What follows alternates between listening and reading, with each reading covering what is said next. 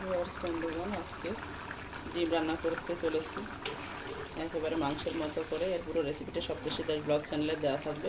ডিমটা সিদ্ধ করে নিয়ে, আলু সিদ্ধ করে নিয়ে, পেঁয়াজ, রসুন, টমেটো, আদা সব কিছু ভেজে নিয়ে, কাঁচামরিচ, শুকনো মরিচ, এলাচ, দারুচিনি ভেজে নিয়ে সুন্দরভাবে তৈরি করে নিচ্ছি।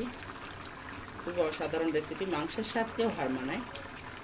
এখন পরে আলুগুলো কষিয়ে নিয়ে, মশলাগুলো কষিয়ে নিয়ে, গরম মশলা সহ এলাচ, দারুচিনি সব কিছু, তারপর ডিম দিয়ে কষিয়ে নিয়ে গ্রেভির জন্য জল দিয়ে দিয়েছি।